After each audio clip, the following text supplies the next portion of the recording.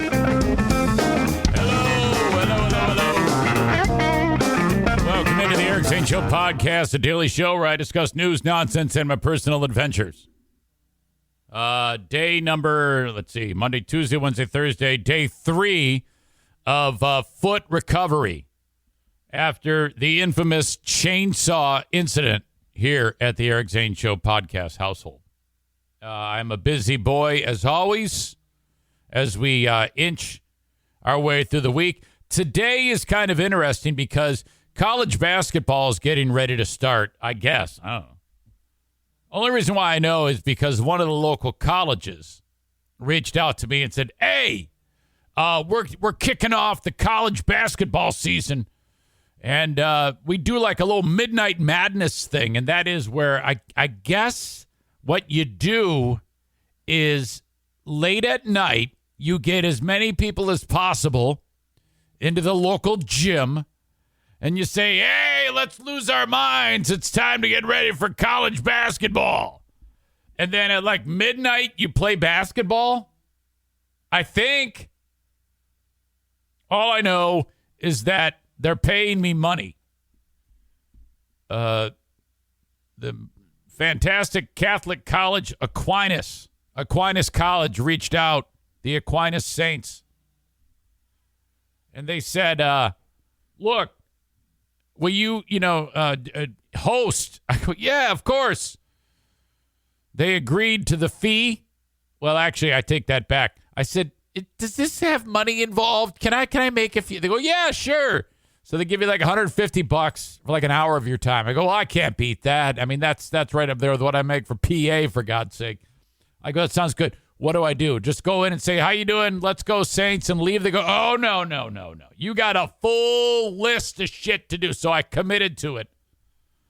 All right, see. Maureen says Michigan State had their midnight madness last Friday night. She was probably there with her pom-pom cheering. Oh, no. You got a bunch of things you got to do, Eric Zane. 11 p.m. By the way, this is typically I'm in bed by 8:20. No lie. So I got to limp my ass over there. And, okay, so this is way out of my comfort zone. You got Thursday today doing this shit, and then hockey on Friday night, hockey on Saturday night with an auction. And we need to retell the story of the hockey auction in just a minute. So that's going to be awesome. But anyway, so they're like, oh, yeah, you got to do a 2-minute intro to start. I'm like, looking, there's like a whole rundown. Then I got to introduce the band, the drum line at 11:09, the 3-point contest, 11:19, the cheer team performance, 11:22, the relay race, 11:27, the dance team performance, 11:30, we play musical chairs. Okay. 11:36, 10 questions. So it's all sorts of this stuff. And I'm like, okay, yeah, all right. They got it broken down. I'll do it. All right. Every hockey season for the Grand Rapids Griffins, your old pal Eric Zane, for now, I think this is 17 years I've been doing this, 17 or 18 years. I've been the PA announcer for this team. And here we go. Friday is another opening night. So I'm stoked about that. That'll be great. And then Saturday as well, there's another hockey game. And then there's an auction afterwards. So when I say auction, what it is the players take the jerseys off and then they autograph them. And then we auction off the bad-smelling jerseys right there. I'm on the ice. These fans, I'm not kidding you. They all must be millionaires because the amount of money that they spend for these jerseys, I'm like, my God. Unless you're taking those jerseys and selling them for 5 times the amount, what are you? And I know they're not. We're talking about players who are on the fringe of barely even making it in minor league hockey. So I'm always floored by the amount of money that these people spend, thousands of dollars on a hockey jersey. But this was so weird. It was years ago. I'm sitting there saying, all right, wait, now I don't have a cadence like a typical, you know how like you hear an auctioneer when they talk really fast? I don't do any of that shit. I just talk as fast as I can. Say 200, 250, 300, sold for $400. Well, okay, there's a battle going on between these two people bidding for this one particular jersey. And I'm like, oh, yeah, okay, 500. Oh, boy, this guy's got 550. Oh, dude in the blue, he's got 600. Oh, dude in the back, 650. And this goes on and on and on. And some of you know this story, but it doesn't matter. This is great. This is so fucking awesome. And I'm like, yeah, okay, the guy in the back sold for $1,000 to that guy in the back. Come on up and get your jersey. And this dude gets up, never forget it, white hair, a very short white hair, comes walking to the front, big burly dude, comes up, stoked about the jersey, and then comes walking up, looks me in the face, points at me and says, I'm a girl. And I'm like, what? You are? And I've got this right in front of all these people. There's like 300 people, and they're all like, oh, shit. I'm a girl. And I'm like, yes, indeed. Right? Yeah. Go get your jersey. Thanks for being here. Oh, fuck. Now, let me just say this. If you are, if there's a gender thing, I think that people who, let's just say for the sake of this discussion, that this person who is a lady, but especially from way far away, looks like a dude. All right? And let's just say also for this argument, this is a chick who is like a full-on lesbian. All right?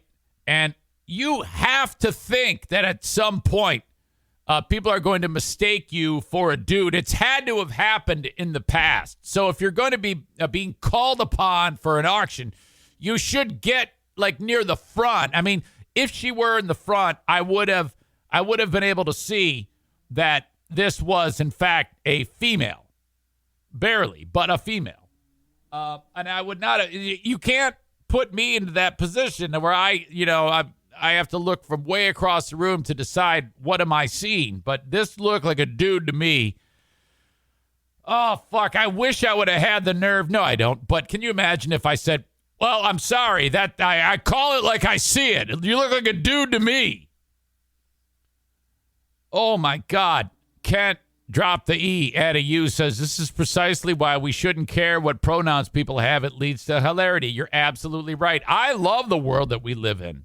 I love that everything is all mixed up. That there's, people in this world who are like, yeah, he, she, they, them. I have a person in my life right now. All right. A person in my life, not a direct family member yet. You never know. Who, for a period of time, was like, I need to be known as they, them. I haven't talked about this. And then, but now this person says, no, I want to be known as he, him. So I'm getting a changing environment here. And I'm like, oh, okay. And then occasionally I'll mess up and say the wrong thing. And I'm like, oh, God. And it's great. It's absolutely awesome. Oh, shit. So it's auction time Saturday night. They got it down, though, at the hockey team because there was a period of time when the game would end and I would have to auction off like 35 jerseys.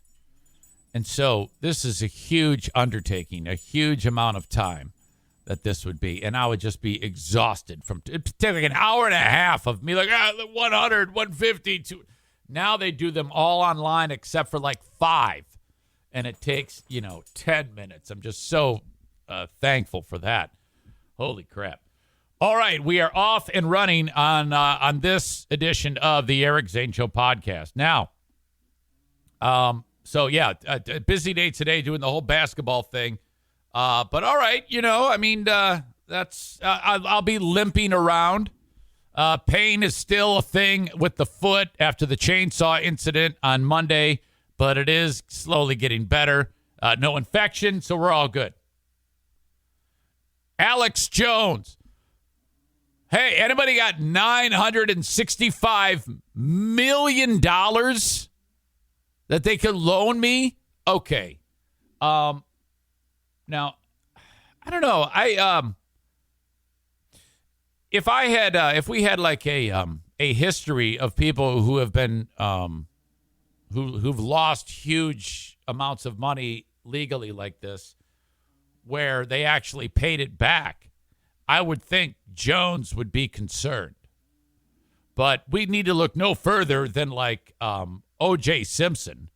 O.J. hasn't paid any money to anyone. O.J. Simpson, he lost a verdict many, many years ago, entitling the Goldman family to countless millions. And I never forget because the dad, Fred Goldman, with his stupid mustache, came walking out of the courthouse. He's like, yeah, yeah, we did it. And that guy hasn't seen shit. And the juice, he ends up going to jail for something else, gets out from that, and now all he does is spends money. So I don't know how big of a deal this is. I think that if you're Alex Jones, and if $965 million is levied against you, what you do is that you don't pay any of that, and then you use that as an opportunity to convince all the people that watch your show to pay you money. So he's probably going to make $100 million net after this is all said and done. So, I don't see anything coming out of this, frankly. Connecticut had a recent trend of judges award ridiculously high settlements that are not being paid, says Eric. They're getting appealed and then thrown out for being too outrageous. Joey Williamson says, do we know if Gawker ever paid Hulk Hogan? I don't know. I know Gawker went under because of that, but that's always interesting. You hear about these mega amounts and then whatever happens, you ever get the rest of the story? Because now what's going to happen is everybody's going to have their pound of flesh. Oh, Alex Jones. Oh my God. And then, we won't ever really hear if anything more ever came of this. But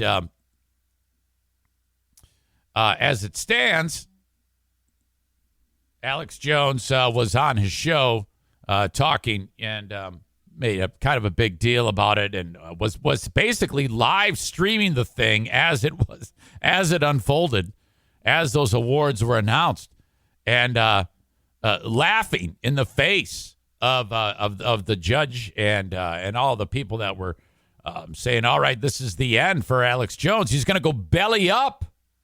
Audio check, video check. Let's get into this a little bit.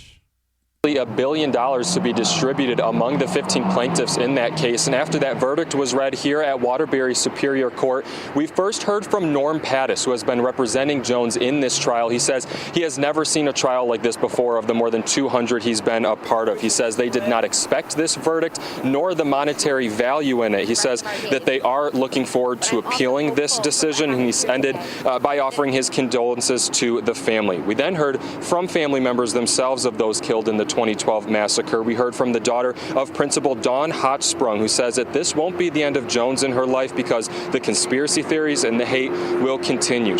That's the thing that actually does fucking make me sick. That there are people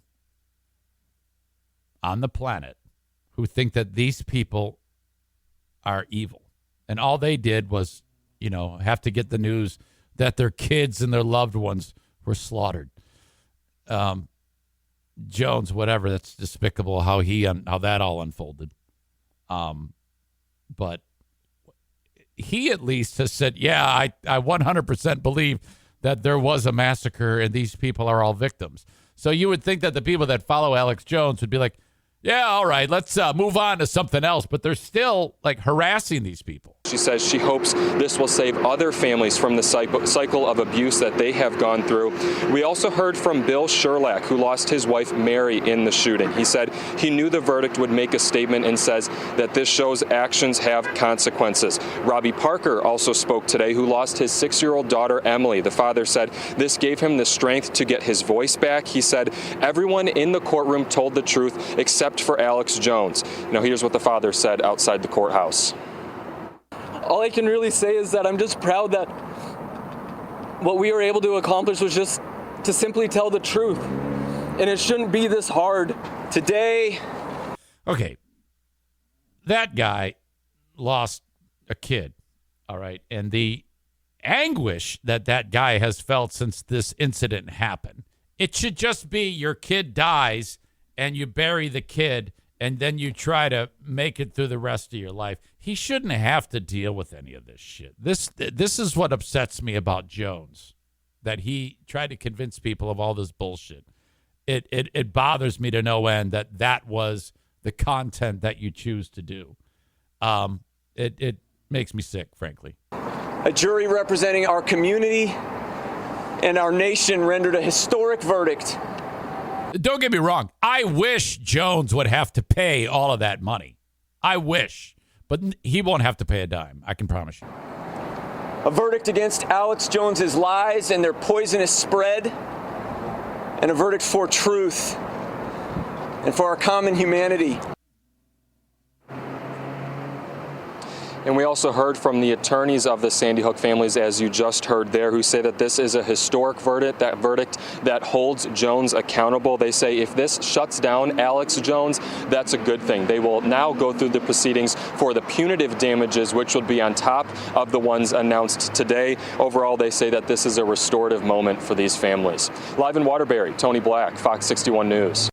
Oh, my God. Ah! Shut up. Stop it. According to Eric Gawker, ended up paying $31 million instead of the $115 million in that case. Jones then took it to the air, and he did like a whole fundraiser on the thing, on his show. If we don't get to $1 billion, I'm not going to be happy, Alex said on yesterday's show. So he's fundraising. He then directed viewers to a site where they could make donations to Save InfoWars. Your pennies counter their millions, Jones said. Jones has called the trial a political hit job and said he was actually proud to be under this level of attack. Jones continued to laugh as the verdict was read, mocking families for trying to get blood from a stone. I'm broke. I don't have any money. Jones tried to delay the Connecticut trial and 2 other defamation trials by claiming bankruptcy, but the move failed and the trials continued. Forensic accountants have estimated Jones' net worth is around $270 million. He's already been ordered to pay nearly $50 million to one family following a defamation suit in Texas. He's called the verdicts a joke and promised to stand up to this travesty and tie families in court for years for attempting to collect the award.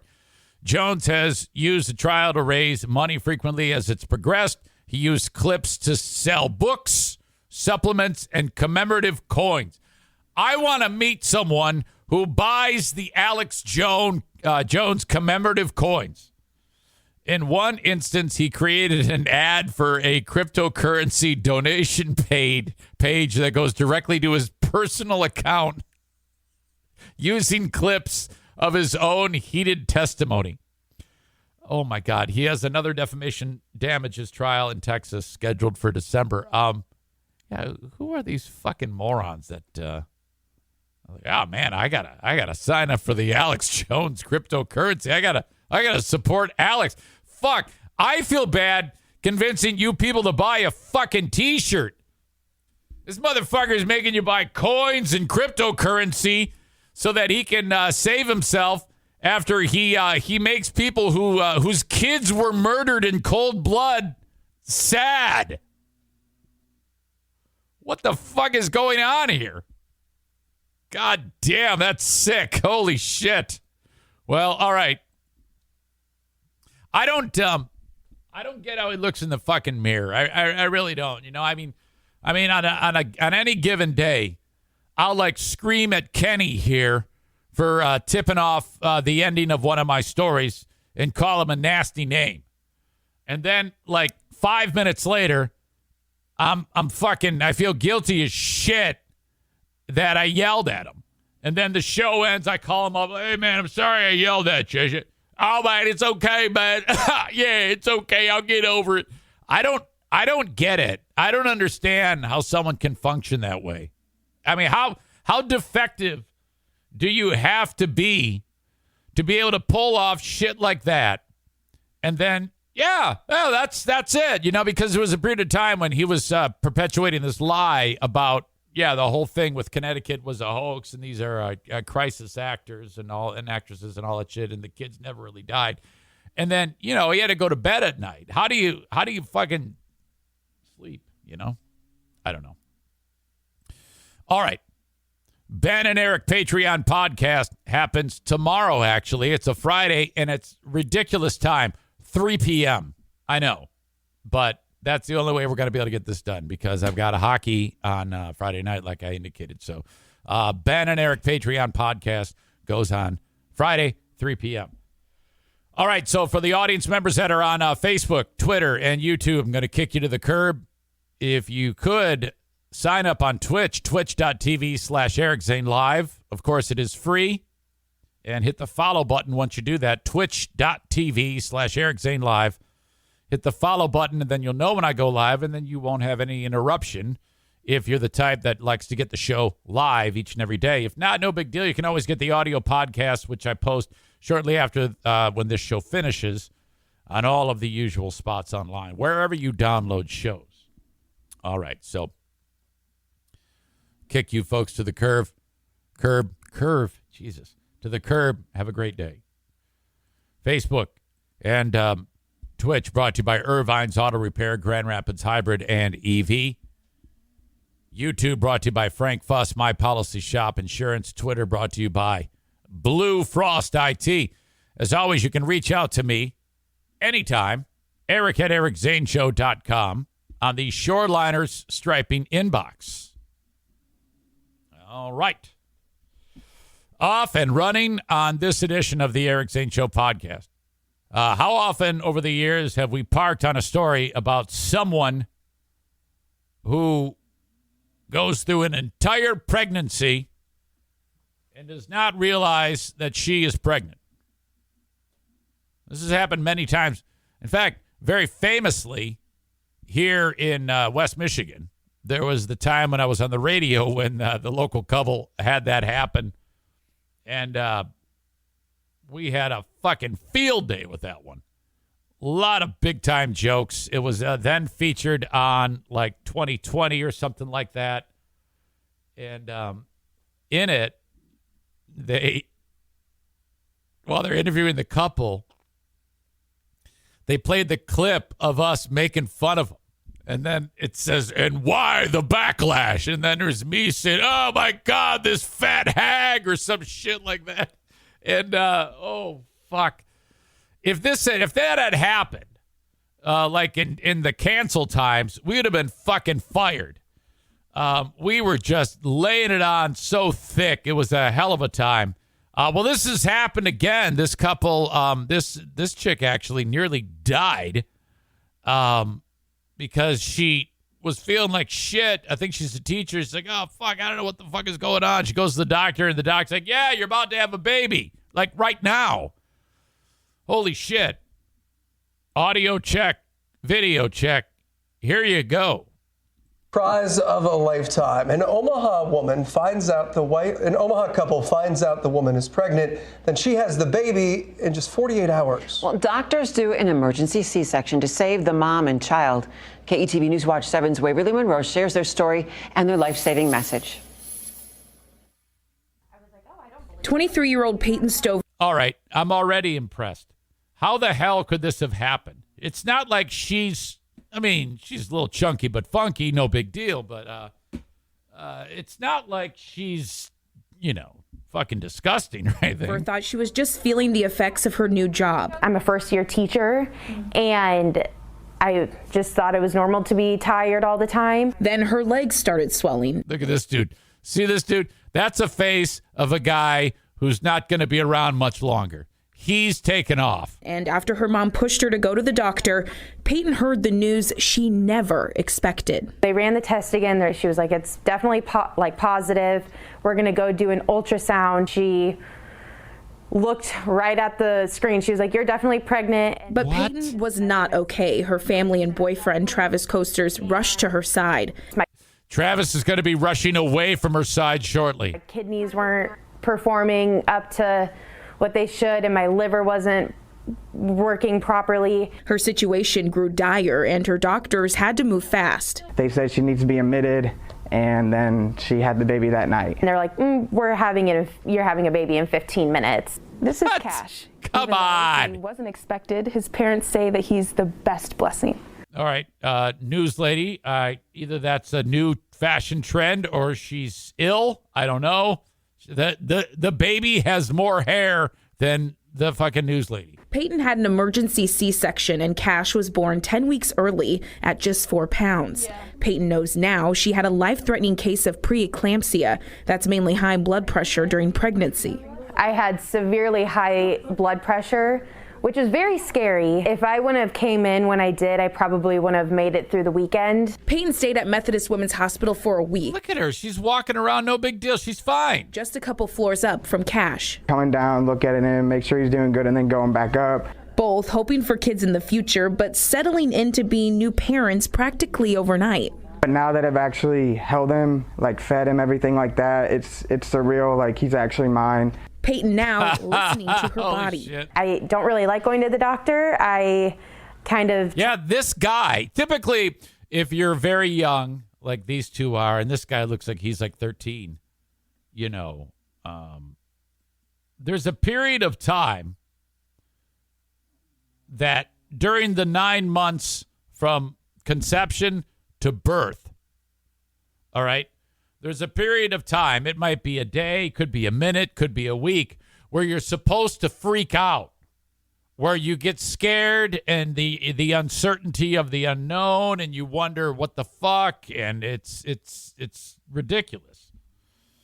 And it's at this point that some guys just leave, all right? My mom's first husband did this exact thing. See you later. I'm going to get some milk. Never to be seen again. He has not had time to do that shit. So, oh my God, we might never hear from this dude ever again. There's a tendency he might freak out. Try to let things resolve on its own, and now I've learned that you can't necessarily do that. Waverly Monroe, KETV, Newswatch 7. No. Oh, what a story. Well, Cash's parents say he is gaining weight and doing well. There's no word yet on when they can bring him home. Another surprise, both Cash and his mom share the same birthday. Happy birthday. Yeah, all right. Is that right? Ha, ha, ha. Okay. Well, these people, the news people, did not do their jobs because Bald Reporter needed to ask the question, what about you not having a period for several months? That should have been asked, recorded, and put on TV. Aren't you supposed to have a period every single month? Did you have that? No. Well, why didn't you think to go to the doctor? You know?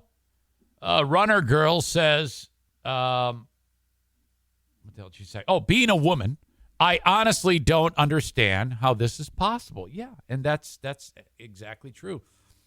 Kent dropped the E at a U, says not every woman has a regular period.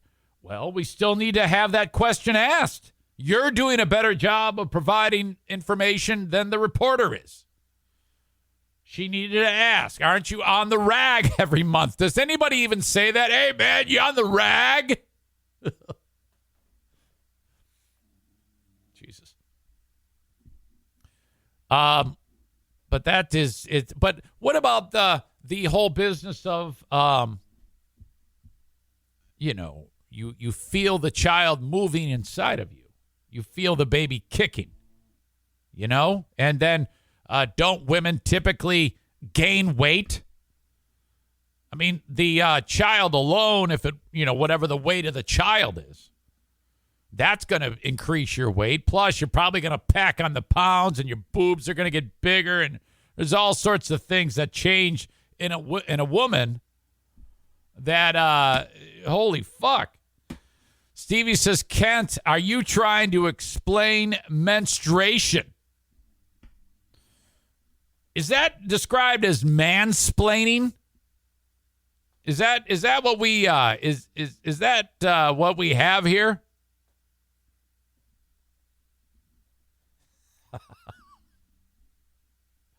All I know is I needed more questions asked and more questions answered. You know? Yeah, we got a lot of people here like who, that if you do that whole mansplaining thing, you get your ass kicked by the women on this show. Americans are mostly okay with being fat. Maybe she came to terms with the weight gain, LOL. I don't know. Kent says, well, no, I'm not mansplaining. I'm just giving my very personal explanation of our experience. Yeah, I think Stevie's got some rabbit ears there. I don't think he's doing that. All right. Well, that is fucking crazy. Holy shit. I don't know what I would have done.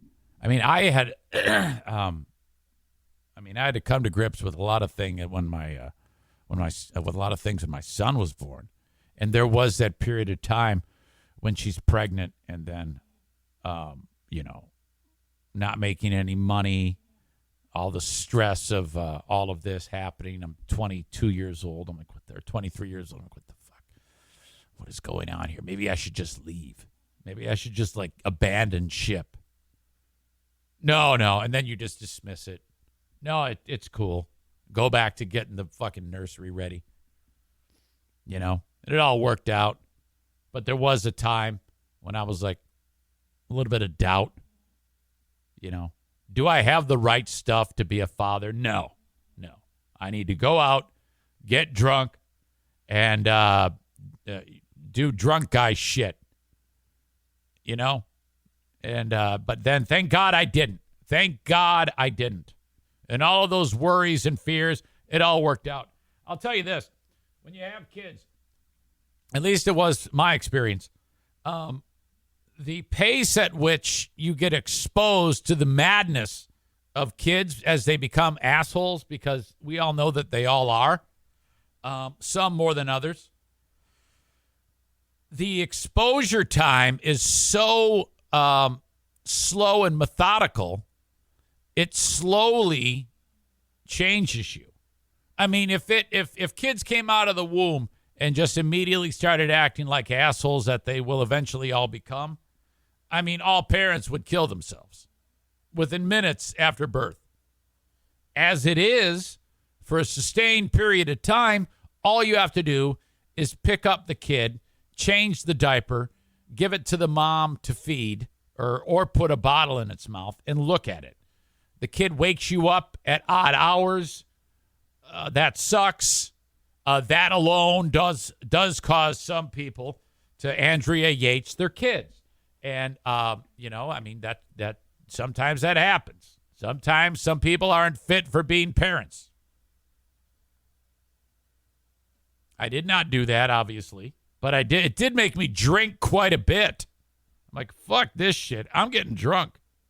Let's go get a 12 of Bush. And then I'd sit downstairs while Diana would take care of Jim, and I'm playing fucking Echo the Dolphin on the Sega Genesis, getting shit-faced. Can you help me? No, yeah! All right, I'll be right there. But Jim was a pretty damn good kid, I'll tell you that right now. Jim was a late bloomer when it came to being crazy. It wasn't until Jim was in high school that he turned into a crazy fuck. Jacqueline, on the other hand, pretty much out of the womb. She turned, and then, the first couple years of Jim's life, then Diana has Jackie. And I'm like, well, raising kids is easy. Jim's a piece of cake. No idea what the future holds, And then, so we have Jackie, and, well, she's an asshole. And from day one, an asshole. I'll never forget, baby comes out. They put her on the warming thing, and she wasn't crying. And this was the look. She had her fucking face scrunched up. And I'll forget, her mouth was bright red. It was almost like she had lipstick on. And she had this look on her face like, you're fucked. You are so fucked. And she didn't make a peep. And just this attitude, dripping with attitude. And I was like, oh, shit. She's sending me a message right there. She's been alive for minutes. Oh. God damn it. And now she's going to be married in 1 month and 6 days. I just got another $2,500. Okay, this is how the week started. Dad, we have to pay the venue the rest of the money. It's due, well, tomorrow. Okay. Then, now I'm not going to lie to you. I don't have $4,500 just laying around. I had to call up, like how you invest money your whole life. Yeah, this is coming out of savings. This is, here you go, boom. But that's why I save the money. I save the money for this exact moment. I consider ourselves to be lucky to be able to pull this off in the first place. And so I call the guy who's in charge of the money. His name is Mark. I go, Mark, I need you to send me $4,500. Okay, great. The next day, Dad, the photographer's money is due too. We need $2,500. Fucking shit. Mark, I need another $2,500. Now, this is all happening at the same time that we're going into a recession. So this is all tied up in investments and shit like that. So that money is already fucking compromised to begin with because of the market being in the fucking tank. So I'm like, God damn it, I'm going to be working till I'm 80 years old. So yeah, big chunks of change are flying out the window. I'm not complaining. I'm just describing what you have to look forward to. Okay? You better save your fucking money, especially if you have girls that want to go to college. Girls meaning, we're old school. Dad pays for the wedding. And that's the way it is. I knew this when I had a baby. I got 2 girls. They're going to get married one day. Jackie in 1 month and 6 days. It's due. Pay that shit. That's what you work for, asshole. So if you ever have a girl, expect college, expect wedding. Save your fucking money. Don't buy the jet ski, and live within your means. That's my advice to you. All right. The Patreon bonus podcast happens after this one. Patreon.com/Eric Zane. That's how I pay for weddings. $5 or $10 a month if you sign up. I have 15 plus hours of content each and every week on there. I'm getting set to debut my own version of Who Are These Podcasts, which is me reviewing me. I have in my possession hours and hours of tapes from 25 years ago when I was probably the worst radio person on the planet. So I will sit there and rip me a new asshole. I don't yet have a name for this segment. I'm going to be featuring it on Patreon only, though. And I am reasonably sure it will be debuting in a day or two. I just have to clip the show and then do the show. You're going to laugh at how bad I was at radio. And my God, fuck me. This is ugly. Patreon.com/Eric Zane. The open and live stream of today's show brought to you by Irvine's Auto Repair, Grand Rapids Hybrid and EV. 616-532-6600. Specializing in any make and model. The only thing that they won't work on is the Volkswagen. Hybrids, EVs, they are the best in the business. A great place to get your vehicles repaired. Irvines.com. E-R-Vines. Irvines.com. Excuse me. Kyle says, concerning you on the radio, when you say bad, does that actually mean bad or does it mean good? No, bad. I think I was in kind of like a mode where I was doing a lot of, yelling on the air. Here's Ugly Kid Joe on Z93. I mean, if you think I yell now, oh, boy. It was just horrible. The term puking, yes. I was an absolute puker. Doesn't even sound like me. Fuck me. All right. While I'm at it, thank you to the Kent County Health Department. Thank you to them for allowing me to talk about the initiatives that they have in place for people like the WIC program. I just talked to Abby Bishop, who is the WIC program supervisor. You're like, oh, yeah, great. Eric's talking about WIC. Well, it takes all types of things to make this show go round, and this is one of them. So I talked with her yesterday about how people in and around this area, and for that matter, anywhere, if you are below a certain threshold for income, and you'd be surprised at the dollar amount that it has to be. It's higher than you think to be able to take advantage of the WIC program. So what this is when you are allowed to be part of the WIC program, you have like a card. And on it, depending on how many people in your family, you are allotted important things. Formula for the little ones, milk, bread, peanut butter, all to keep the family fed. And each month, that entitlement stays there as long as you meet the requirement and don't go higher than the threshold. Does that make sense? If you need more information about the WIC program, call them at 616-632-7200 or go to accesskent.com/health and click on where it says WIC. And that stands for Women, Infant, Children. But that's not all that it helps. It helps anyone in your family.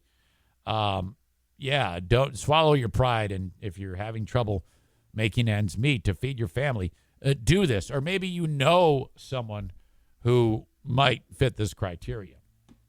Okay. Update on two dudes who cheated in the fishing tournament. Remember?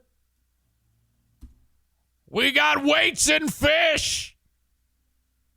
Somewhere in Ohio, near Cleveland, two dudes are in the fishing tournament. They're stoked to be there, and they got to hit a certain amount of weight. The guy who's running the fishing tournament, these two guys bring their fish in, the walleye, weigh them. They go, it seems like they're a little heavy for the size. I don't know, and I can feel something, and he cuts open the fish. These dudes have put lead weights in the fish, jammed it down the throats of the fish, which just seems hideous, okay? Can you imagine being the fish? It's bad enough that you've been caught. You got a hook in your mouth. They pull you into the boat. You're flipping around. And then these guys stuffing lead down your throat. What a way to die.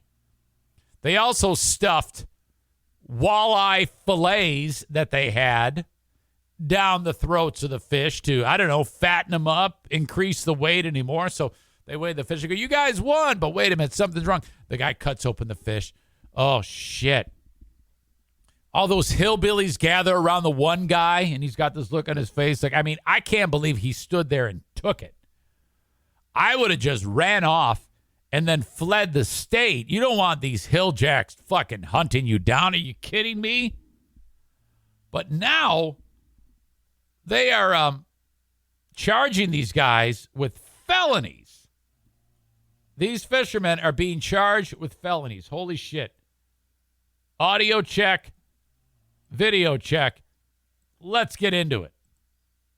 We may get into it. We got an ad. We don't want to hear about this. Anyway, this fat guy, he's selling the car to this chick. She's like, get in there. All right, okay.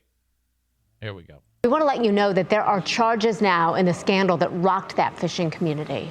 3 News has learned Rocked the fishing community. that the 2 fishermen accused of putting weights in their fish to win a tournament on Lake Erie nearly 2 weeks ago are now facing felony indictments. Neil Fisher has the story for us here. After standing atop the podium, these two could be standing behind bars. The Cuyahoga County prosecutor announced that Chase I couldn't even understand what that hilljack was saying. What the hell did that guy just say? He grunted out a sentence, I think.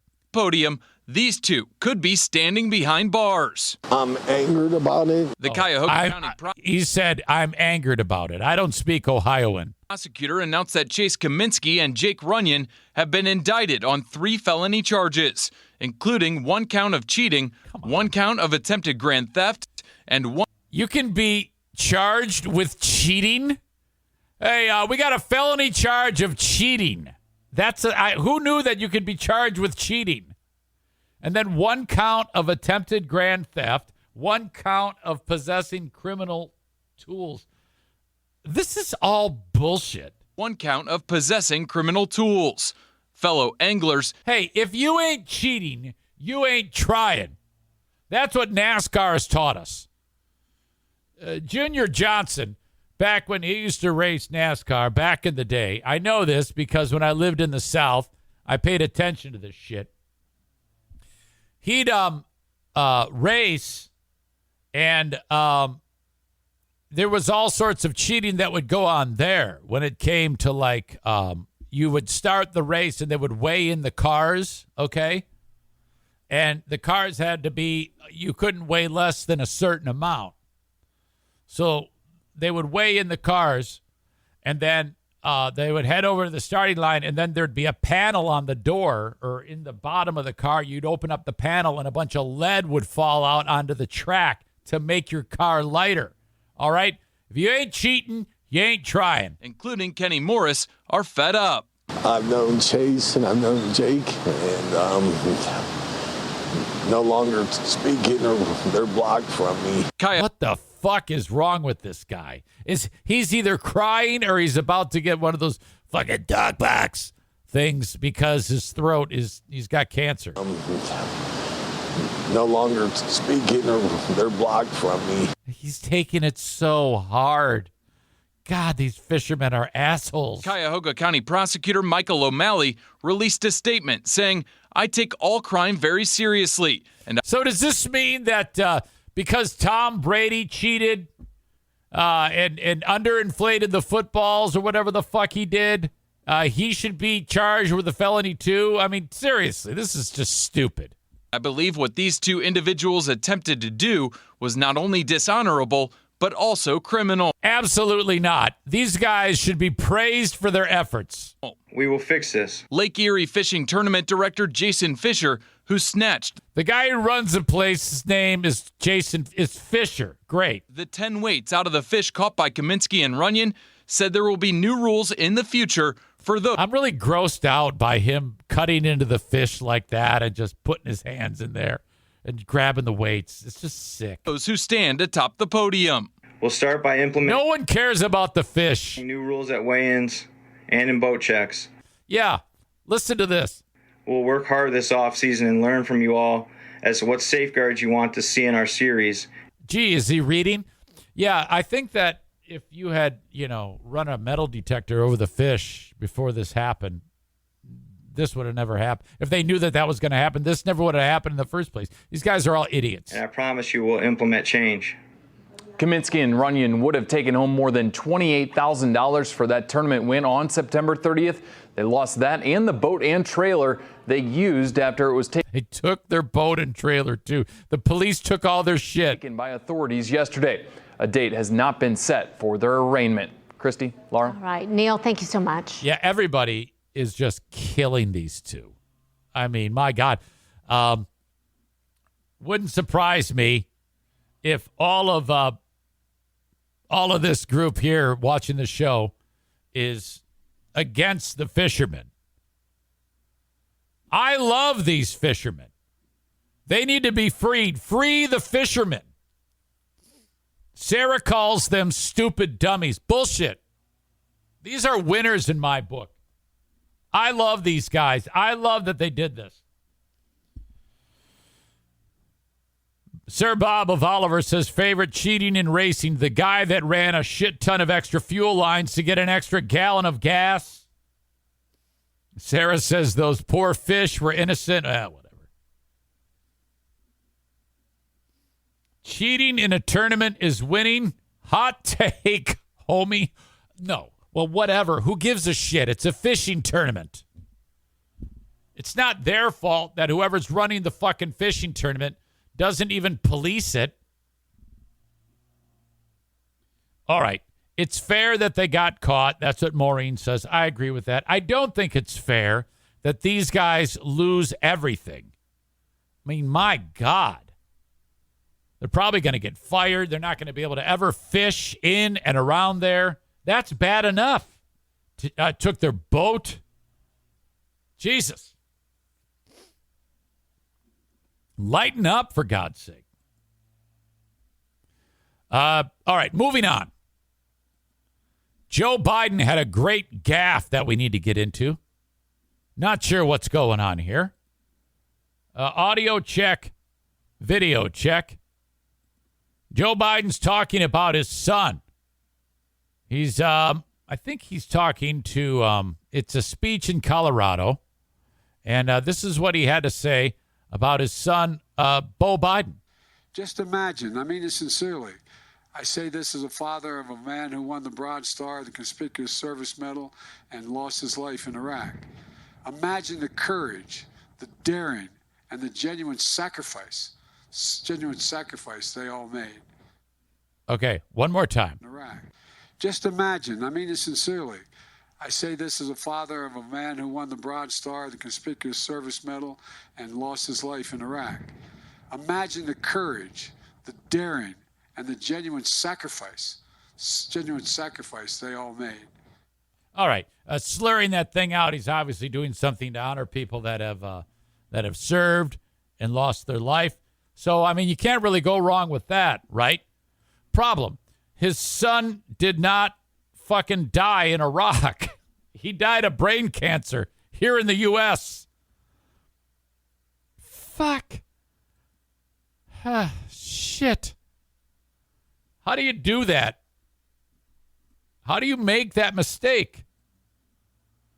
President Biden erroneously said that his son Beau lost his life in Iraq during a speech in Colorado yesterday. He died of brain cancer in 2015. He made the speech near Vail, Colorado, where he designated Camp Hale as a national monument. Biden has said that in 2019, in a speech, that he believes Beau's exposure to burn pits in Iraq caused the cancer. In my view, I cannot prove it yet. He came back with stage 4 glioblastoma, 18 months. He lived knowing he was going to die. Fox News Digital reached out to the White House for clarification on Biden's comment. And we all know that they are well suited to be able to clarify Biden's comment. Case in point, however long ago that was, when he said, where the fuck's so-and-so? Is she here or whatever the hell? And she'd been dead for 2 months. And then, what's her name? The fucking Jean Francis, I don't know, this spokesperson, the one who took over for Jen Psaki, said, oh, yeah, well, she was top of mind. I mean, come on. I mean, who wouldn't do that? And then the reporter goes, well, yeah, you know, John Lennon's on the top of my mind, but I don't think he's alive. And she's like, oh, we're not talking about John Lennon. God, what a time we live in. We have a dementia patient as the commander-in-chief. Oh, man. Corey, who, as we all know, is fucking lockstep with Biden, says, so yeah, to him, he was basically killed in Iraq. You could be a White House spokesperson with that shit. You're an idiot. My God. Fuck. All right. Unacceptable. All right. Where the hell am I? I don't even know what the fuck's going on. Advertise with the Eric Zane Show podcast. Send me an email anytime you want, eric@ericzaneshow.com. And you can get on board with the Eric Zane Show podcast. Send it on the Shoreliner Striping inbox, and you will be good to go. Do that, eric@ericzaneshow.com, and I'd love to tell you about the opportunities and how we can make this show work for you. Before I get Kyle on here, though, of course, I'd like to say hello to my friends at Blue Frost IT. Shit, I need them right now. Blue Frost IT, the managed IT service provider for the Eric Zane Show podcast. If you have any tech issues, or maybe you want to upgrade the computers or the tech at your workplace, reach out to Blue Frost IT first. That's where you start. You got to find out exactly what you need, you know? Don't just go to the store and start buying random shit off the shelf. Blue Frost IT will give you a 30-minute complimentary consultation. Find out what you need to make your business hum. BlueFrostIT.com. Michael Rappaport is coming at the beginning of November to West Michigan. Full House Comedy, FullHouseComedy.com. Next week, Dan Cummins, the star of the Time Suck podcast, will be in town. You want tickets to these shows and any others, go to FullHouseComedy.com. Bringing Kyle from Dumpster Divers. Find out what the hell's going on in his life. Hello? Buddy, how are you? I'm having a tech issue with Zoom. Oh, who would have fucking guessed? Yeah. I don't think it's so much Zoom. I think it's an Eric problem. Oh, shit. Okay. But anyway, welcome. How are you? I'm doing good, dude. So what's going on? We're going to have to do this via the phone this way. Yeah, that's okay. Yeah, no big deal. I did download fucking Zoom on my phone finally because I was like, you know what? Fuck these like breaking up issues that I keep having. So I just downloaded it on the phone. So I think next time it's going to be crystal fucking clear, dude. Oh, okay. So that's all it took was to download it on the phone. Why did it take you like a whole half a year to do that? Because I'm an idiot, I guess. I guess it's probably the easiest answer. Oh, my God. Well, good to hear your voice. And now I texted you not long ago about coming to the paintball event, and you said you don't do Sundays because of the Lions.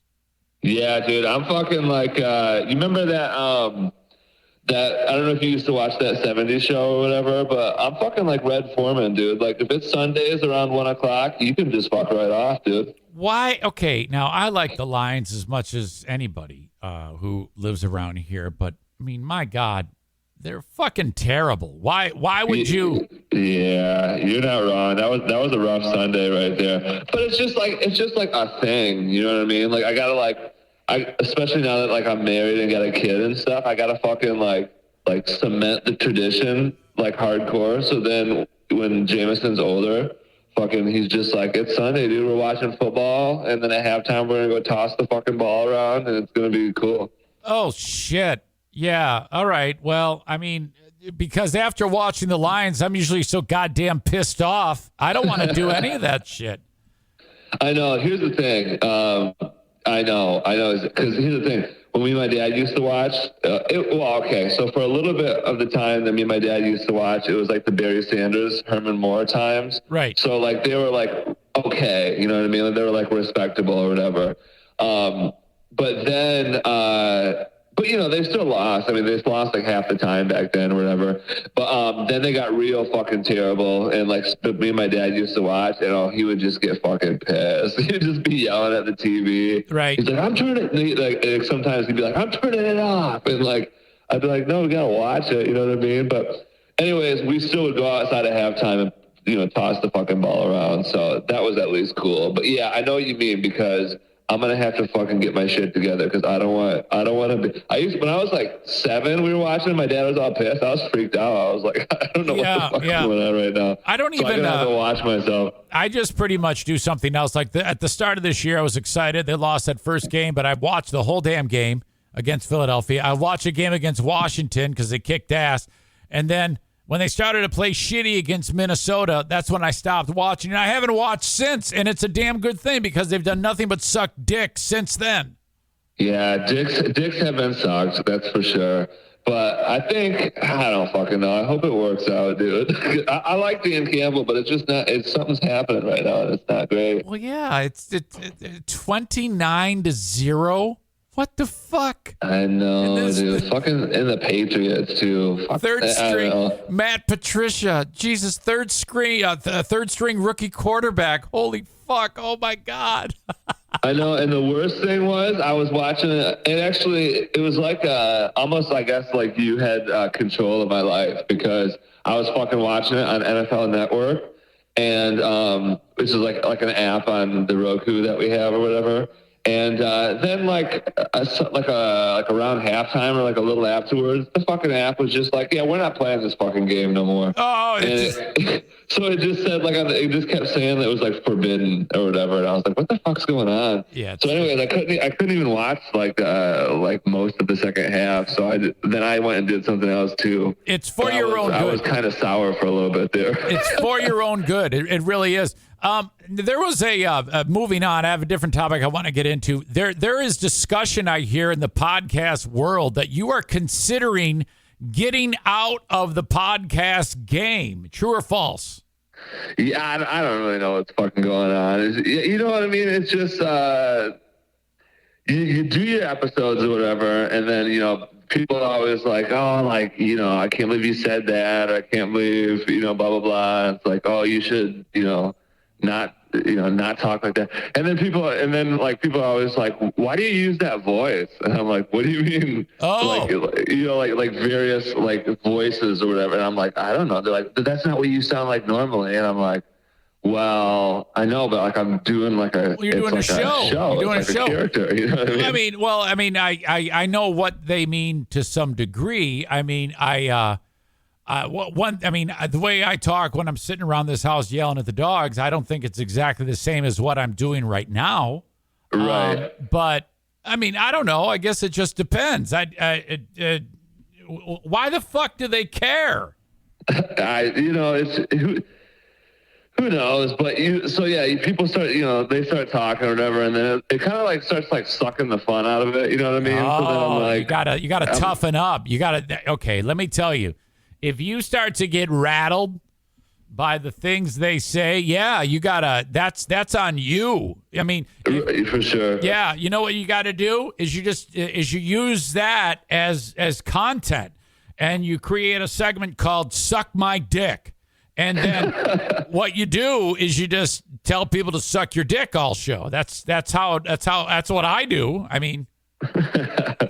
Yeah, I know. I don't think I'm gonna actually stop doing it. I haven't done it in like a while actually, but I'm gonna I'm gonna like recalculate. You know what I mean? So because you're right. Like it is on. I wouldn't say like I'm rattled. I'm just like quit fucking bitching at me. You know what I mean? So I just gotta recalculate it so that I can still win, but also people will stop talking to me. You know what I mean? I've been in the spot that you're in, but in all honesty, if they aren't commenting, if they don't say anything, then they don't care, and you don't want them to not care. You know what I mean? That's true.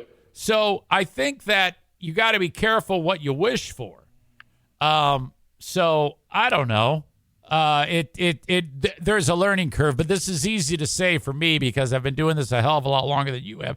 So when someone gets on there and says, "Hey, you look like shit," they might be just trying to be part of the fun. They don't really mean that. The same way as when you say terrible things all the time or I say terrible things all the time. We don't really want people to die. We're just saying shit. We're talking shit. Right. It's all. And I don't mean like on like the live chats or whatever, because those are cool. Those are fun. I'm just talking about like people who I know afterwards. You know what I mean? Okay. I thought it was this all was happening while you were doing the show. Oh, no. The live chat is always fun. It's always pretty cool. Okay. I'm just talking about like people's opinions that I know. You know what I mean? Okay. Yeah. It's a problem because they found out that you're doing the show. And it's almost like when I do my show, it kind of makes me a little bit concerned when people I know or love watch or listen to me. For sure. Because it just, what the fuck did I say, you know? Like my daughter listens. I'm like, Jesus Christ, the shit I say on here, God, you know, or people that are close to me, it's kind of like worlds colliding. It makes me a little bit uneasy. Yeah, I know. I was thinking about you. I was like, you know what I should have fucking done? I should have just like started the fucking podcast and like just wore a mask and like never said who the fuck I was, and then we wouldn't have no problems. You're right. Unless if they heard your voice, because you got a pretty distinct voice. Yeah, I guess that's a good point. But it's not like they would have if you just throw it out there and don't promote it, it's not like they would have encountered it. But yeah. Yeah. All right. So with that in mind, what else is happening, Kyle, that you want to get off your chest here?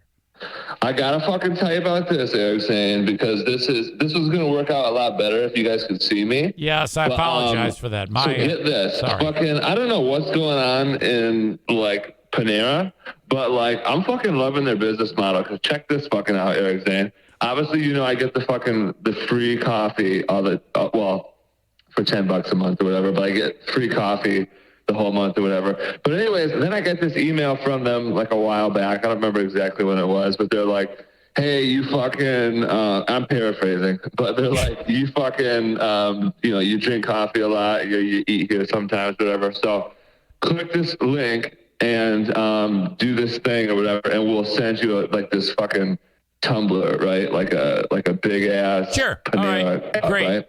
So I did it, and then I forgot about it, but then they sent it to me.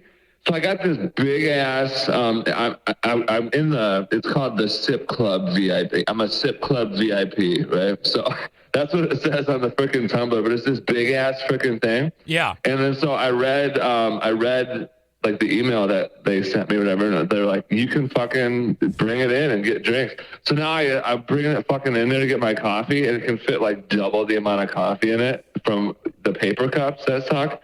So I'm living large, Zane. So that you're stoked because you're getting more coffee. Yes, and more free coffee at one particular time. Well, it's not free. You're paying for it. Well, I know, but now I've diluted the amount of coffee per capita by 2 times, so it's even better. Okay, so let's see. How much is it? Like $10 a month. $10 a month for all the coffee you can drink, basically. Yep. All right. Okay. Well, I mean, if you get more coffee, sure. All right. Good for you. I'm happy about that. I know it's just pretty sweet because it's just like it's just shit tons of coffee, and that's good for Daddy in the morning. You know what I mean? All right. Good. Very good. I'm so happy. Yeah. Hey, I'm so happy you got more coffee. Thanks for leading off. Thanks for leading off with that. Yeah, for sure.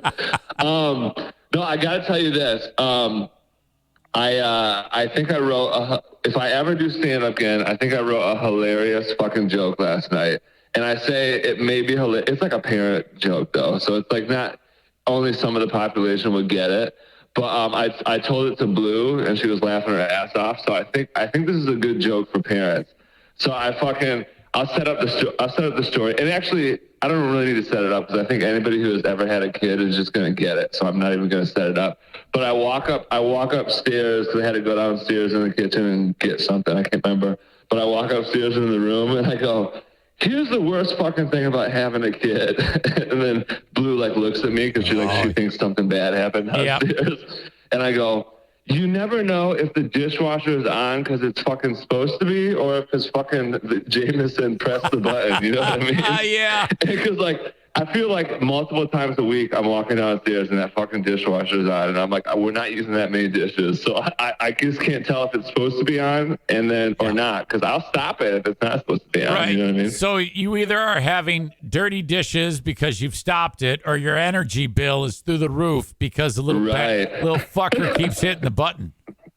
Yeah, he does. He just fucking won't stop because it beeps. You know what I mean? So what you do is you let him touch it once, okay, and then you stay nearby, and when he does, you just hit him.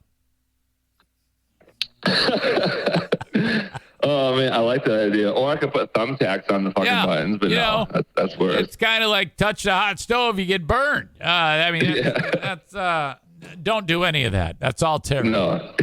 That's all terrible. For sure.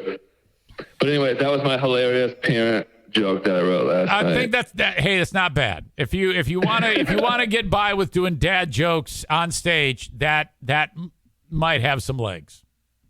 No, I don't think I could ever do just dad jokes. That's not a dad joke. That's not a dad joke, but it's a joke. It's a parent joke. It actually happened. It actually happened. Yeah, I know. I just don't think I could do it because, all my life, when I watch stand-up shows and whatnot, and I just can't just talking about one thing being your whole shtick. I can't get into it. Right. I have to just bounce around and do various topics and various personas and shit. Before you got in here, I was doing the story about the dudes in the fishing tournament. Do you remember that story? The guys who cheated their ass off in the fishing tournament? Oh, I heard about it, but my level of care to investigate the situation was damn near zero, so I don't know anything about it. So when they're trying to get $30,000 to win the tournament, they jammed a bunch of lead weights down the fish's throat, and they got busted doing that. Nice. So it was embarrassing as shit. But then, now if they won the thing, they would have won nearly $30,000.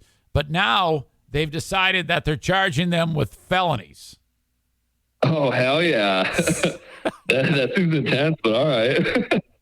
So they took their boats, took their gear, charging them with felonies. I mean, they're treating these guys like they just committed a mass murder. That's I know that does seem like a little bit what's the fucking law? You can't lie on fishing tournaments? That's what I thought. What is the law that they're breaking? I am not kidding you. They were charged, according to the news story, with felony cheating. Felony cheating. That doesn't seem real. That doesn't seem like a thing. It doesn't. Is there a precedent? No, it seems ridiculous. I mean, it's bad enough that they got busted. They were humiliated on a TikTok video. Everybody, if anybody sees them, the whole community hates their guts, and it's these Ohio scumbags. So these two are probably going to wind up dead to begin with. Ohio scumbags for sure. Yeah, I feel like they should just stone them. I feel like stoning is a better punishment than felony cheating. That just sounds stupid. All right. What else you got for me, Kyle? I just got the only other thing I could think of is this. I got to tell you this fucking. I didn't tell you the story about the chick walking across the street, did I? This actually happened? It sounds like a joke. It sounds like you're setting me up for a joke. I know. Well, it seems like it should be a joke, but it was a thing that I witnessed with my human eyes. So I got to fucking tell you about it. Okay. So I was, in one of the dumpster driver's trucks. I think this might have been 2 weeks ago now, or 3 weeks ago. I don't fucking know. But so I'm in the truck, right? And there's me, and I'm in I'm live on national television right now. I got to figure out how to say this without getting busted. I was in you were in the hood. Yeah, there you go. I was actually. I knew what you were gonna say. I'm behind what are those fucking trucks? Like a Tahoe, like a kind of an older style Tahoe or whatever, and tinted windows or whatever. And so I'm just behind this guy, right? But then we're coming up into the somewhere around the Hall Street or Burton Street area. I can't really remember. But this girl, you can tell she's younger, probably in her teens in some age or whatever, but she had a hoodie on and like the hood was over her head, and she just fucking is like, I'm walking across the street, dude. And like we're coming, like we're like the dude in front of me is gonna hit her, you know what I mean? Like she's just walking, but she's kind of walking on a diagonal, so her back is more so turned to the Tahoe, I guess you'd say. So she's walking, and the guy's like gonna hit her, so he slows down or whatever. And like my windows are closed, and I'm like, what are you doing, bitch? Like I'm like yelling or whatever. Anyways, this dude, all of a sudden I could see his window open up, and he sticks his head out, and so I open my window up a little bit so I can listen. And like I was thinking he was gonna just like yell something or whatever, and he goes, "Hey, move, bitch!" And I lost it, dude. I was like, because he said like the simplest version of what anybody would have been thinking. You know what I mean? That is great. Move, bitch. Yeah, it was intense, and it was funnier because like. In my head, I was like, I think that's like a younger girl or whatever. But when she turned and looked after he yelled it, you could definitely tell she was like a younger teen or whatever. And I was like, this dude, and you could tell this dude was like in his 50s probably. And I was like, he might have scarred her like a little bit. You know what I mean? Oh man, that was sweet. Fucking I tell you, the downside, I guess, of driving around all the time is that, like, I don't get to spend as much time in the office as I want to, like, do other stuff. But you do get to see a lot of shit out there. Like, there's, like, things happening everywhere all the time. I need to say this about our African-American brothers. It's I don't know what it is, but the level of hilarity is very much more intense when things like that are said by our sweet African American brothers than they are white people. It's fucking funnier. If a black guy yells out, "Move, bitch," that's fucking funny, as opposed to than if I say it. I don't know why that is, but I really laugh at that. I would have fucking drove off the road if I heard that shit. I know, dude. I see, maybe like once. Well, I don't know if you'd say even once a day. Maybe a little less on an average than once a day. But yeah, you see some funny ass shit. Like one time I saw this super ass old dude, super freaking old, and he was like weed whacking like around this tree or whatever. Yep. But he freaking like just bent over at one point, and the weed whacker part went up in the air and started weed whacking the fuck out of his tree.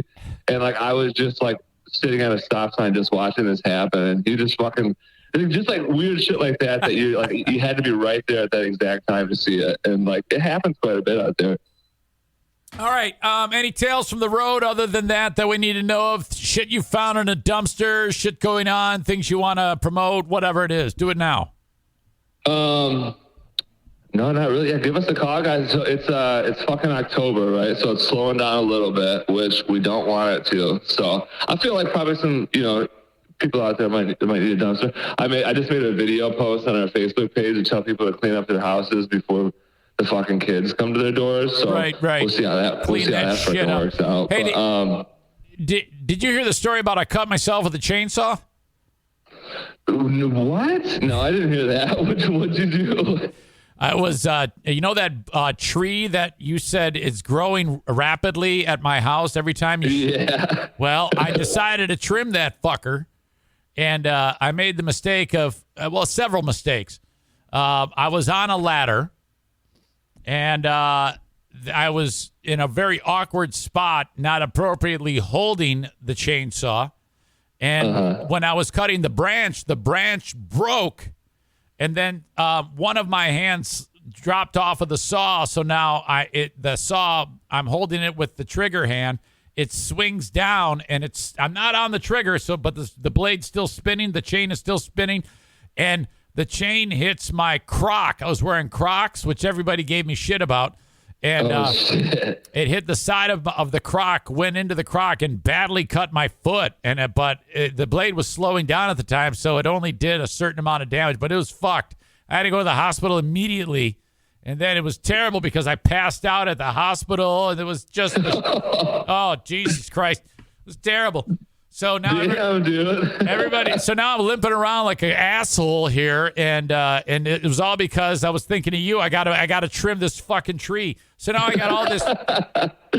Hell yeah, dude. What? How big was the cut? Like once they cleaned it up, like how long? Oh, it was huge. It's like a vagina on the side of my foot. Oh shit! So that's a big ass. Oh cut, yeah, for sure. someone could have put their dick in it. You could have fucked my foot. That's fucked, dude. Yeah. So now I got all sorts of. So then the driveway's just blood all over the driveway. There's branches and the fucking chainsaw, the ladder. My neighbor cleans it up for me because he's way too nice. And it's just, oh God, I really feel stupid about this. Yeah, that's. I mean, I wouldn't, have the knowledge beforehand to have like proper chainsaw fucking technique and etiquette or whatever. But yeah, you fucked up, dude. Yeah, I'm pretty sure that I had a bad feeling about it when I got on the ladder. I was like, this just seems like I'm asking for it, and I didn't listen to that voice in my head, I know. Seriously, that's the worst. One of the parts about getting older is I find that voice is right, way too fucking often. So yeah, you should have listened, dude. You're older than me. All right. You are the best. I appreciate you. I want people to call you. DumpsterDiversLLC.com is the website. And there you go. If you need any demolition work or junk removal, the folks at Dumpster Divers will take care of you. I as always, I appreciate your time. Tyler writes, chainsaw right to the foot ski. Right to the foot skis, dude. I know. He's straight up. Okay. All right, man. Take care of yourself. Go Lions. All right. Love you guys. All right. Bye. Love you. See you, man. Bye. Kyle from Dumpster Divers. Always fun. My God, was I struggling on the Zoom there. This thing was acting up bad. My fault. I wish we could have seen him. Okay. I have T-shirts available on the website, ericzaneshow.com, but I think I am still having trouble with the website. There's all sorts of things betraying me today. Jesus Christ. When I talked to Ty, the GoDaddy guy, they make you pay for the repairs now. It's kind of like buying your car at a dealership, and then because when he said, yeah, it's going to cost $75 to repair your website. I'm like, what? How's that? What could have happened? I mean, it's a website. People like me don't understand that. And he's like, nah, you got to put in a trouble ticket. We'll fix it for you. Okay. How much does that cost? He goes, you get 3 trouble tickets for $75. Put in the trouble ticket. Okay, great. Website's still fucked up 2 days later. Holy shit. Come on. I mean, what do I do? So now I got to call these guys again and say, hey, fucking fix it. Anyway, when it's up and running, T-shirts available. ericzaneshow.com. As soon as I get access to that site, I am taking down the I'm a Zaniac T-shirt. That is going away. So if you want that shirt, keep an eye on the site. And in fact, if you go to tpublic.com, that's a way to get to it. And search my name. And I think you should be able to get to it. tpublic.com. What are you looking for, Eric? Zane. Everything is on sale. Up to 30. Yes. Oh, my God. You can get a $22 T-shirt now for $14. Holy shit. So if you search Eric Zane Show Podcast, you can get an Eric Zane Show Podcast T-shirt. There it is. I'm a Zaniac. That shirt is going away. Look, I should just do it right now. Deactivate. Somebody's gonna. If you buy one, if someone buys one more, I'll give you that opportunity. There you go. So T-shirts right now, actually, I'm glad I looked, are $14. Jesus Christ. They decide on the sales. I don't. So you can get, for 17 more hours, you can get an Eric Zane Show Podcast T-shirt for just $14. That means I get like 6 cents per shirt. All right. There you go.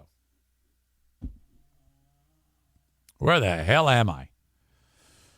Congrats to the Mario Flores Lakeshore team of Van Dyke Mortgage. Another award just announced by Forbes magazine, the #1 mortgage professional in America today.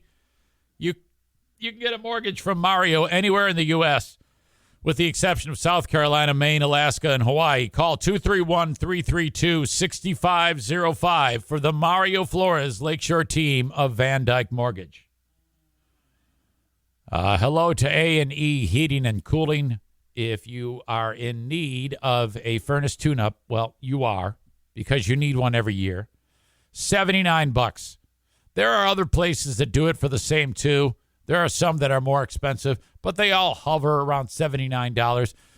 Call upon Joe Martinez, though, 616-516-8579.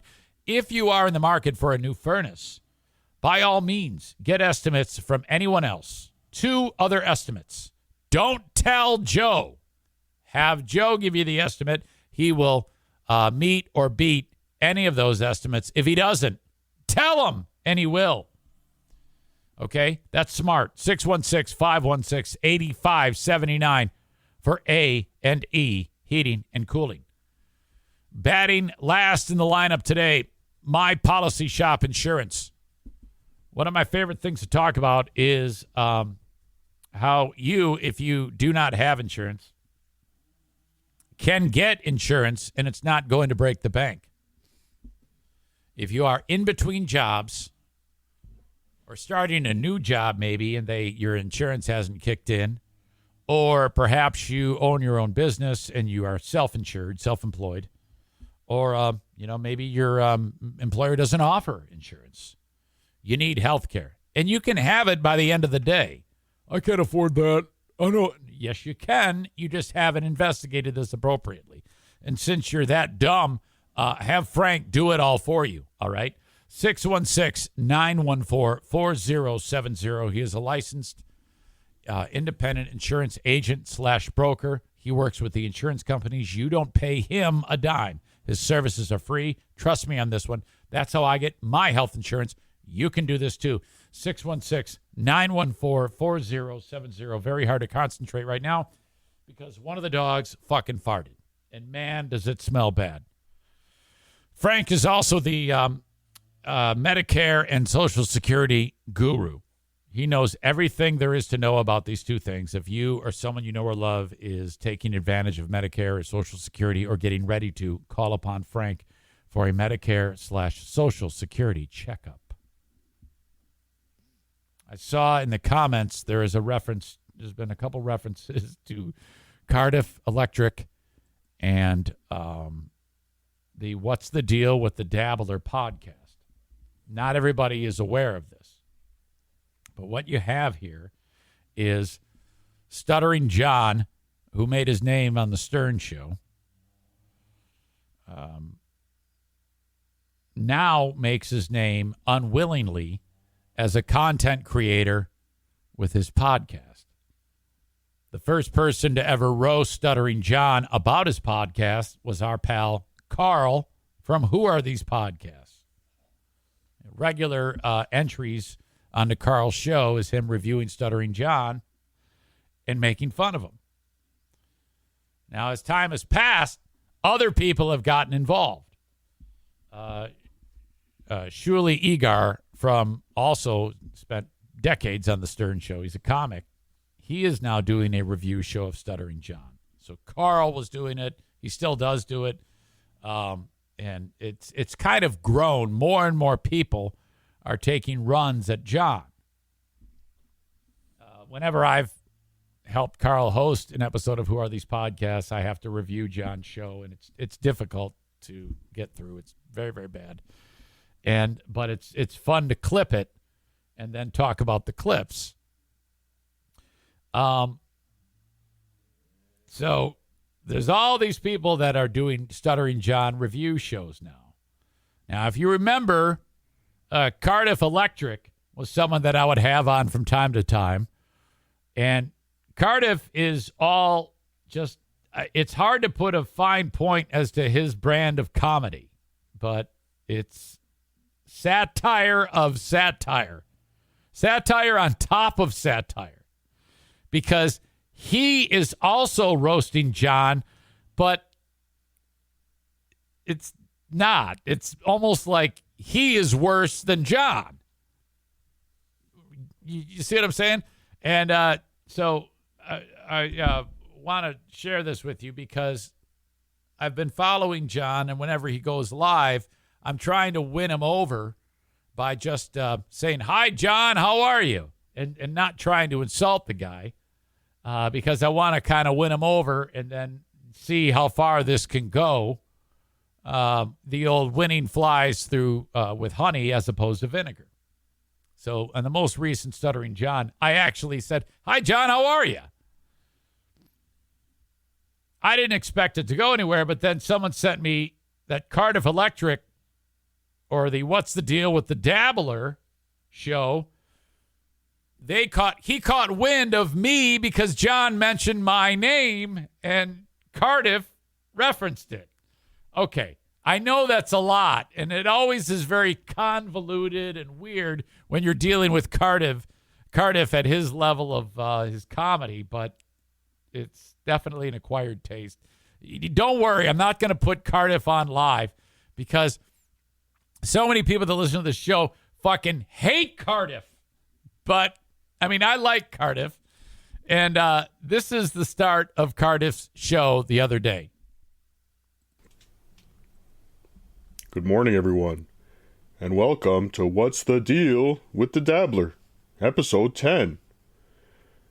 In true Cardiff Electric fashion, we are covering the Stuttering John podcast from just yesterday. Way before Who Are These Podcasts, Uncle Rico, all the others. We're the best. Also, we don't like Chad Zumach either. Oh, my God. Anyway, let's take a look. Okay, so he's trying to do what they do, but he does it terribly on purpose. And then, if you're watching this and going, "Oh, God, this stinks. He doesn't have any flow." Yeah, it's supposed to be that way. At yesterday's show, October 11th, and find out what's the deal with the Dabbler. John's nickname is the Dabbler. Long story. Maybe one day we'll get into why that is. Doesn't matter. Also, before I forget, don't forget to like and subscribe. All right, now I'm not going to go through all this, obviously.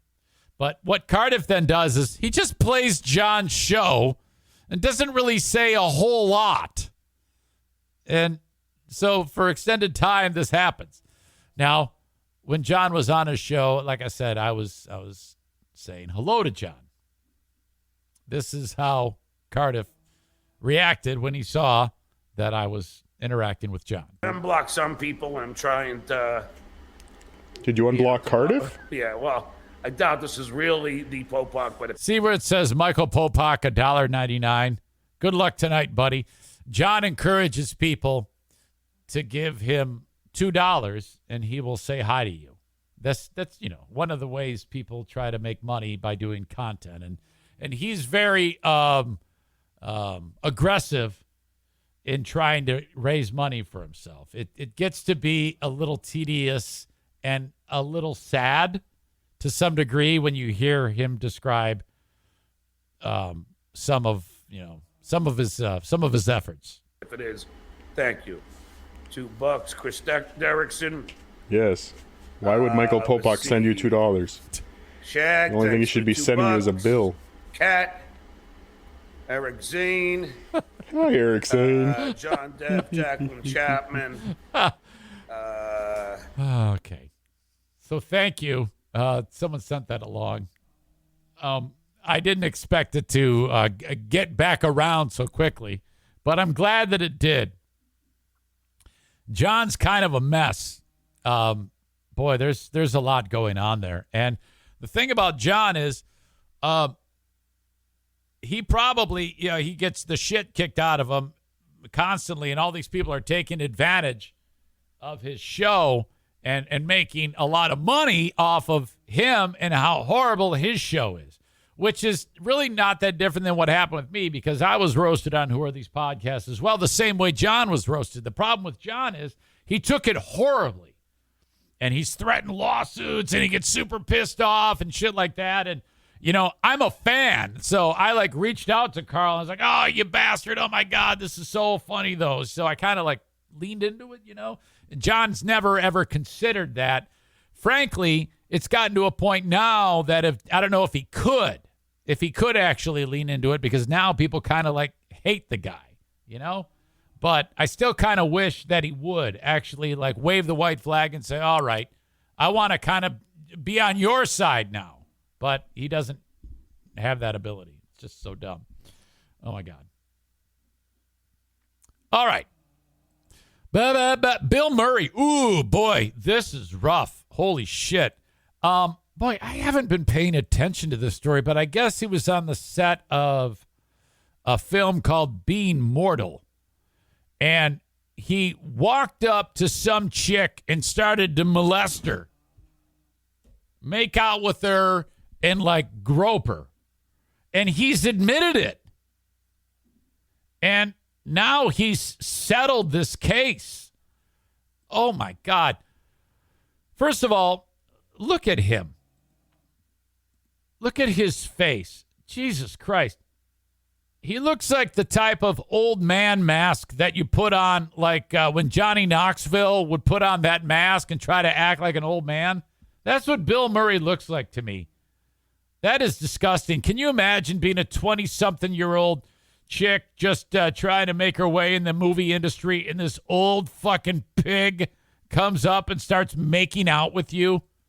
Because that's what happened. My God.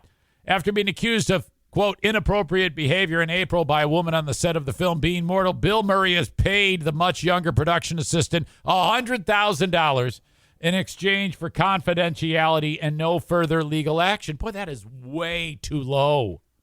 $100,000? I mean, this guy's a multi-millionaire. You could have done it for a million at least. What are you doing? $100,000?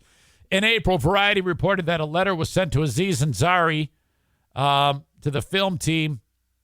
Aziz directed it, stating that production cannot continue at this time due to an investigation into the allegation against Murray. Now, if you're Bill Murray and you're accused of this, I always thought you fucking deny till you die. You know, you just lie your ass off. Oh, that's bullshit. You know, you just throw that out there. But he didn't do that at all. He's like, oh, yeah, boy, different times. I guess I can't get away with that now. You mean there was a time when you could? Murray accused of grabbing an unnamed, much younger female production assistant near a production bed. Production bed? What? And kissing her on the mouth through masks. So they had masks on, and he starts kissing her face. And also kissing her body while straddling her. Oh, my God. Is he married? I always want to know this. Because I often wonder what it's like when he gets home. I don't want to look for it. Yeah, I don't know that he is. Because I can just imagine how much you'd get your ass. I mean, like if I, let's say I start making out with one of the ladies in the audience, okay? And then I straddle her, and then I go home, and Diana's found out. I mean, she would beat the shit out of me. My God. Per the report, the woman interpreted his actions as entirely sexual and was horrified. Well, yeah, fuck.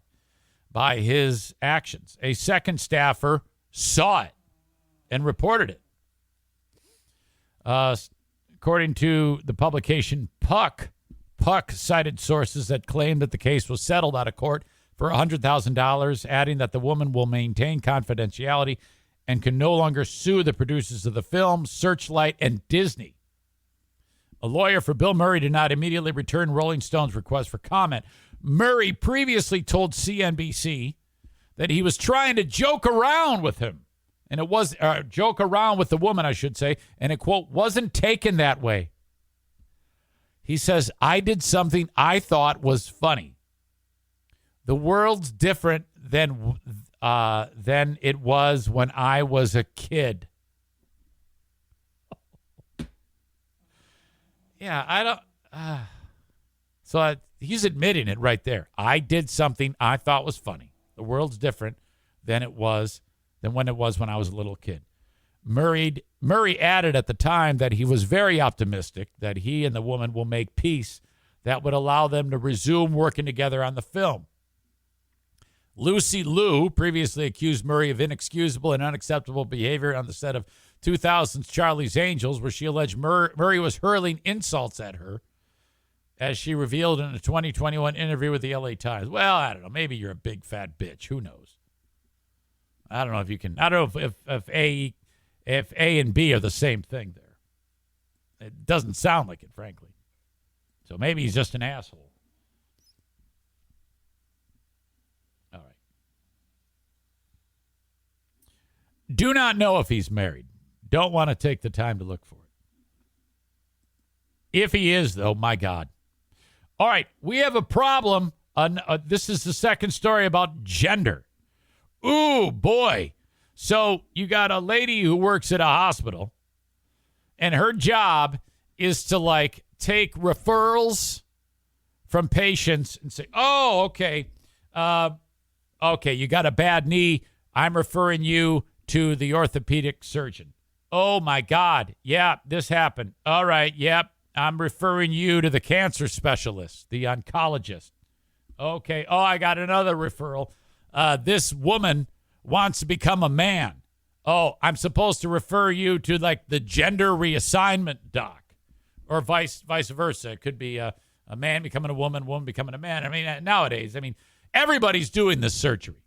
Like, by the end of the year, we're all going to switch genders. We all know that. It's becoming very, very common. I know a person right now who is beginning the process. Actually, two. I know two people who are beginning the process. A man is going to become a woman, and a woman is going to become a man. We're talking hormone treatments, surgery, the whole damn deal. And, for years, people were afraid to even come out of the closet because of the backlash. But now everybody's gay. Everybody's coming out of the closet. And then they're being emboldened to actually, like, boy, not only am I gay, but I hate being a dude. I am so uncomfortable being a dude. I want to be a woman. And, oh, my God. And I take it back off the top of my head. I now know three people personally that have or are doing this right now. So if you haven't yet started to wrap your mind around this being a regular occurrence, you are behind the whole thing. It's happening in front of our eyes. Okay. I imagine there are probably some of you in the audience right now who are stressed out and bothered by your gender. And all you want to do is gather up the courage to either get your boobs cut off, get a ding-dong, or cut your ding-dong off, or whatever it is that you do. Okay? And I am here to support you in that. I love all of you. This lady at this hospital works right around here. She would get like a gender, this person needs a gender assignment doc. And she said, I'm not doing that. And then the boss says, well, wait a minute, what are you talking about? Yeah, I know it's my job to get this transgender person to the right physician, but I refuse. And the doc said, well, you can't refuse. That's your job. And she goes, well, it's against my free speech. And the doc said, well, fuck you. That doesn't count here. Get this person to the right physician. No. And so they fired her. As they should. And now this fucking bitch is suing the hospital because they're saying that they're keeping her from her constitutional right to free speech.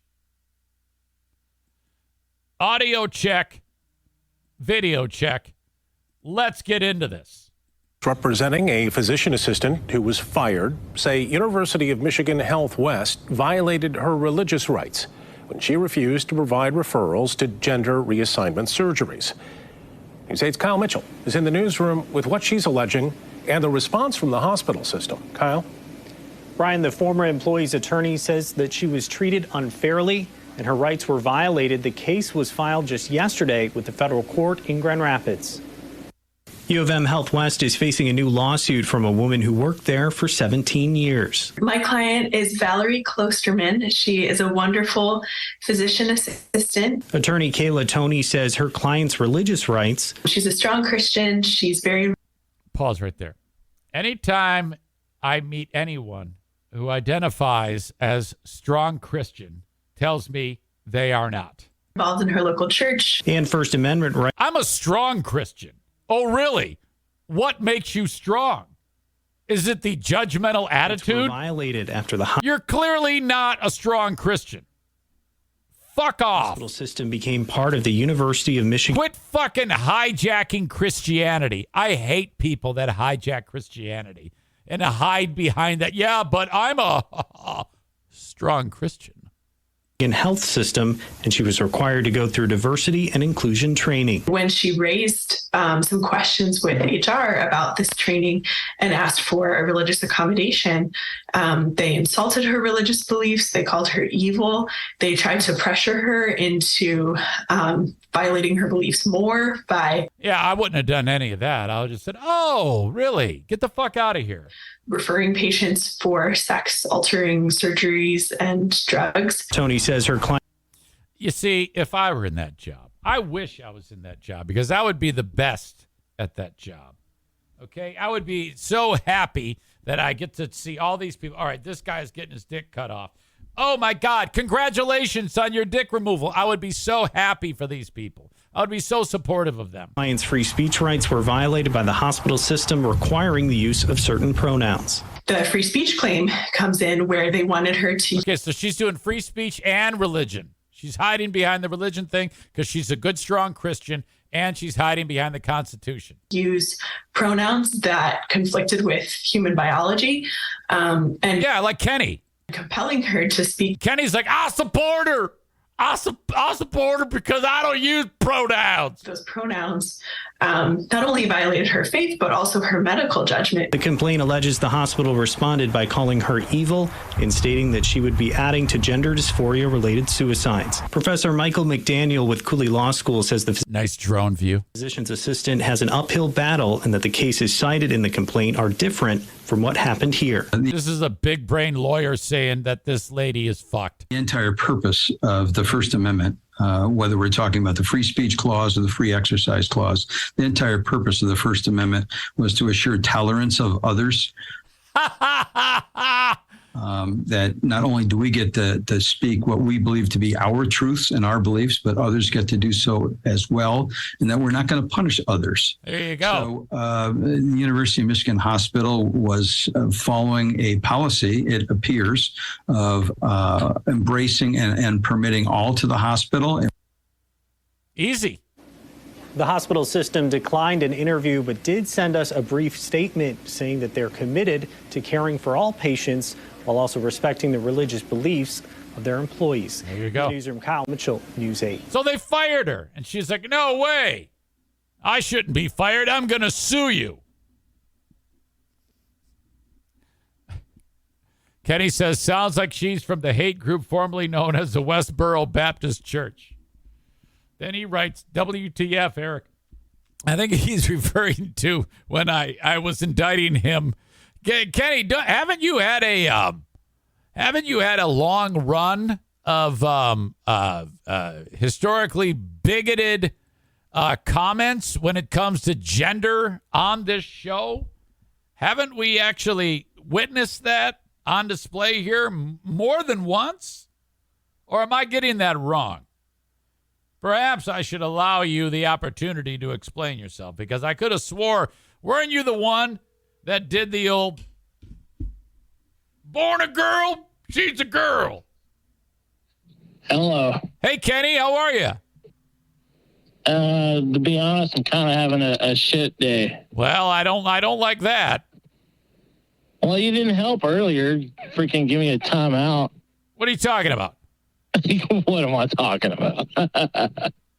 I haven't given out one timeout today. You're so full of shit. Did you get a timeout? You did. When Kyle was first starting up.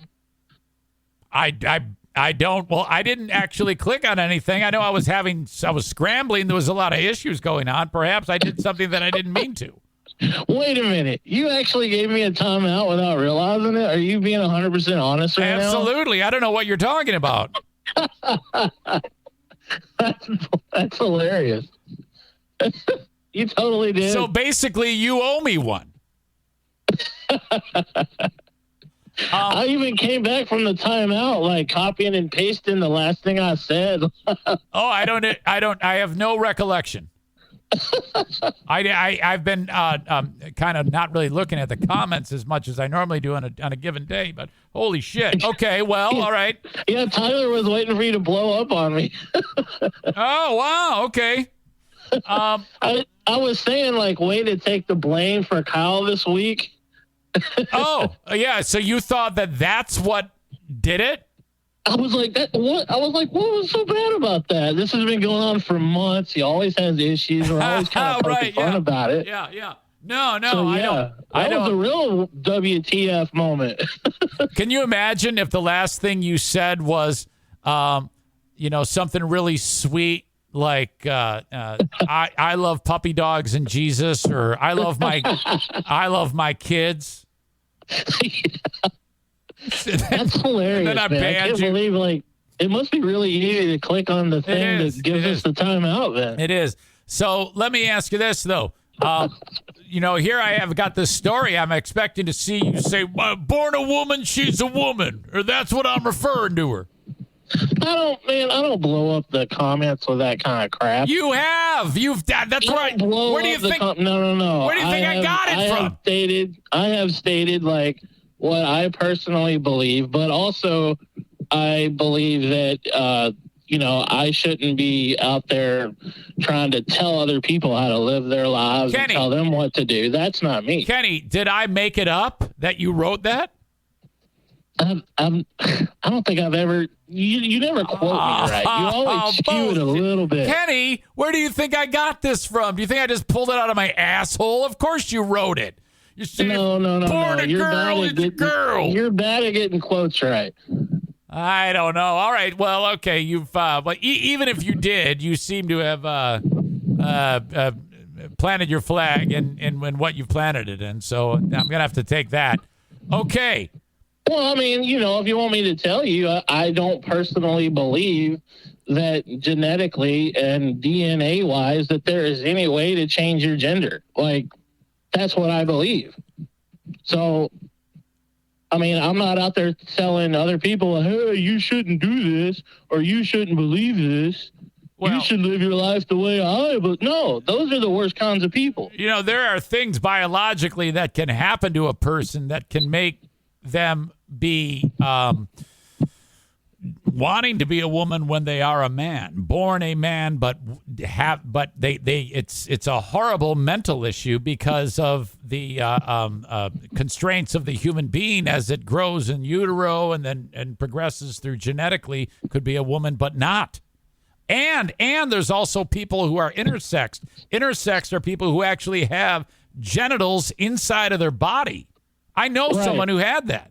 Yeah, I know you've mentioned before. Right. I don't know if you remember naming the person, but you did. And I remember that. And I also don't know what that's like. I have no idea what that's like. I was using that as, I know that. I was using that as an example of how people, you know what I mean? That goes back to where I'm saying I'm not some kind of like expert and going to be trying to tell people what they need to do with their lives. I'm just telling you from my perspective and my beliefs and the way I was brought up. And, you can't, though, because that's like saying, no, I'm sorry, man. I believe that God doesn't make mistakes. Listen to me. So listen to me. You interrupted me. That's like saying, it's like you saying my car runs on water. And then I say to you, no, here, and I put gas in it, and it runs. And then you say, no, but it still runs on water.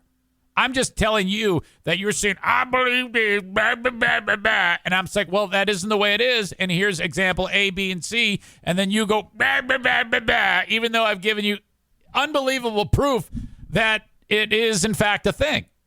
You lost me on car running on water, dude. What? Okay. Well, go back and listen to it. You're obviously dumb. Oh, I'm obviously dumb. Okay. All right. Cole is telling me that I should do something to you. So I just wanted to let you know that that's coming. Thank you for your time. And, for what? and you are awesome. Thank you so much. All right. See you. All right. I'm going to ban him right now. He's banned for 10 minutes.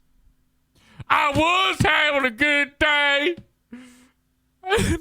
You gave me a timeout. That sounds like something a little kid would say. I was having a good day, and I had to go with timeout. That was the only thing that was bothering him. I started out okay. I won $10 million in the lottery, but you put me in a timeout. What we gonna do? I don't even know what the fuck you're talking about. Timeout. I'm gonna give you a timeout because you said a timeout ruined your day. That you're hurt. Oh my God. I gotta do that more often. That's awesome. Cole describes it as a muscle memory timeout. Yeah, see the name? Give it a timeout. I mean, he's the clubhouse leader of timeout. I'm really hurt. Okay. Patreon comes up a little bit later on. Looking forward to that. As always, patreon.com/Eric Zane. Now it is time for the asshole of the day. The world famous asshole of the day. Yesterday, it was our pal Dirk, who, though he's been going on and on and on about don't give Eric something to talk about on his podcast. Ignore him. He sends me an out of the blue email making fun of me about hurting myself with a chainsaw. Weird. Well, congrats. You made asshole of the day. Today's asshole of the day. Let's see. I'm going to be doing the basketball thing tonight. March Madness, I guess. No, not March Madness. Midnight Madness with the Aquinas Saints. Alex Jones, $965 million verdict punishment against him. I doubt he'll pay a dime. Let's see here. That has me focused.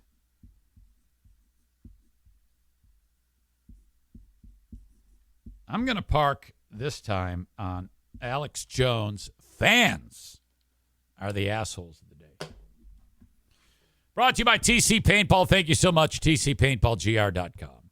Paintball War number 20 comes up in just over a week. I will be an easy target limping around. If I even play at all, fuck. It hurts so bad. Putting on a shoe is a problem. Kyle says it should be dumb Christian bitch. Yeah, I like that. I'm going to take it back. Alex Jones fans have done it before. This is a rare changing of the asshole of the day. God don't make mistakes. That's the dumbest thing anyone could ever possibly say. Are you saying he's a mistake maker? Shut up.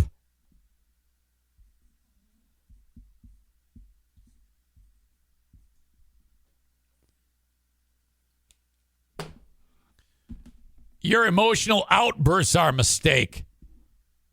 Time out! Dumb Christian bitch is your asshole of the day. Congratulations. to that lady.